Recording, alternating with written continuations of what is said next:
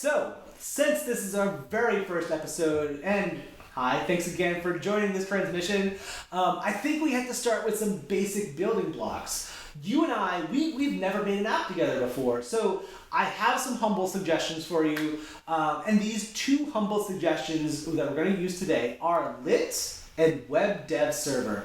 Now, I use both of these on a regular basis, regardless of if I'm working with my team at work or if I'm experimenting with side projects at home. They work so well in a wide variety of contexts. So, and I think as we continue building our application in this episode, I think you'll see why, and I hope you'll agree with me. So lit from Google, you can find it at lit.dev. It enables a more declarative programming model like you've seen in React. So if you're familiar with React, you might know that you have a data model and you have some properties like strings or numbers on that data model. And over here you have a view, and in that view you have some DOM elements. What you never want to do in declarative programming is update that DOM element directly. What you want to do is change the data model, and all those changes get reflected in the view. So that's kind of the heart of what declarative programming is. And if you've ever done iOS development, you've also noticed this from Swift UI.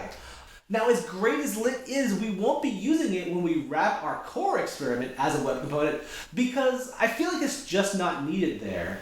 And again, declarative programming is great, but if we don't have a lot of UI elements or DOM elements to update from a model, then I just feel like we're wasting our time with lit. We're making things more complicated than we need to be. But as we get into the more typical UI components in app building, I think you'll see why lit is really helpful there.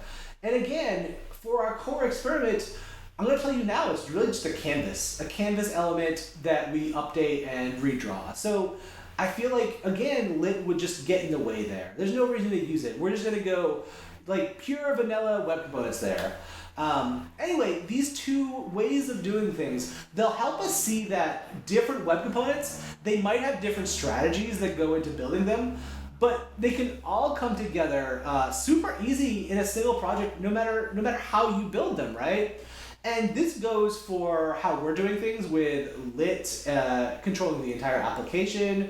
It could go for vanilla web components like we see in our experiment, or we could be using any number of other libraries in each and every single web component in our application. This is the magic of interoperability with web components. They all just come together because they're just DOM elements on a page. And so, like I said before, this is the power of web components, I feel like. So the next tool is Web Dev Server.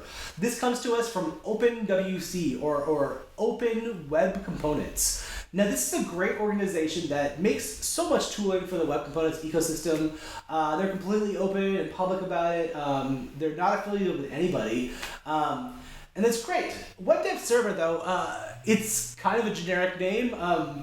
And I kind of challenge you to Google it right now and see what you come up with, because it's probably not going to be what we're using today.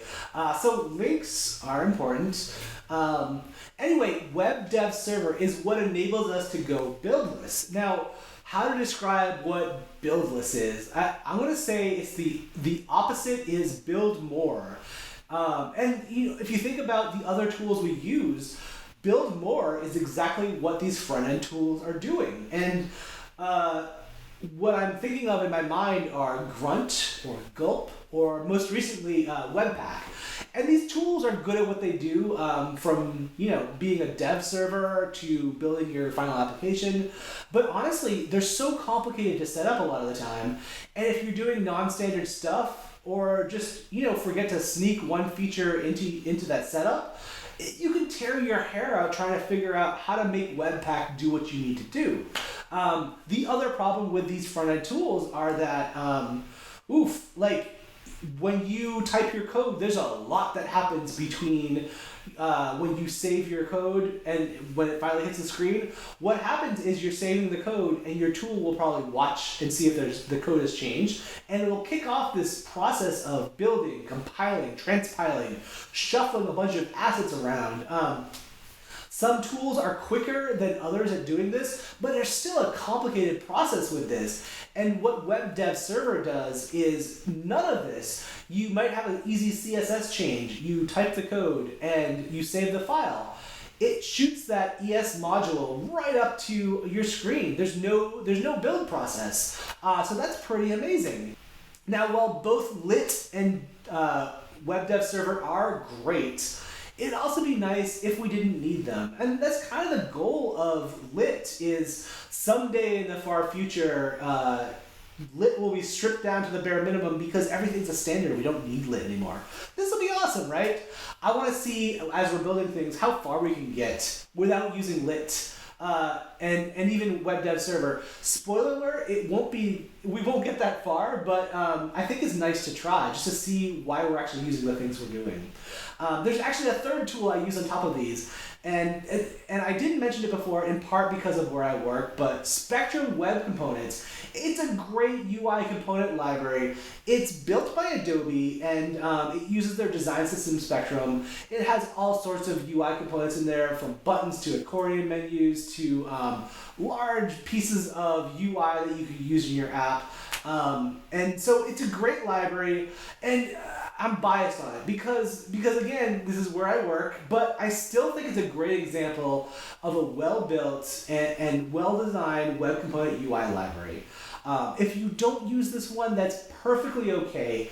We will on this first episode, but you have plenty of UI component libraries to choose from. They're all over the place right now, so feel free to explore around.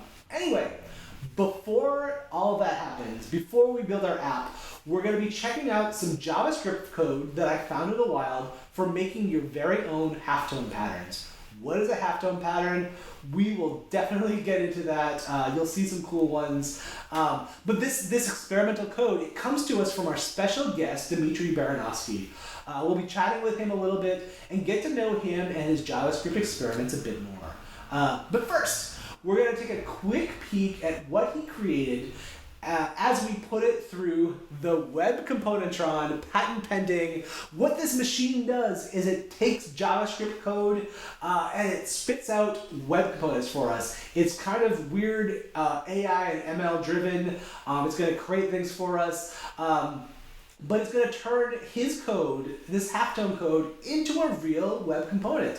So let's try this right now and see what it comes out with.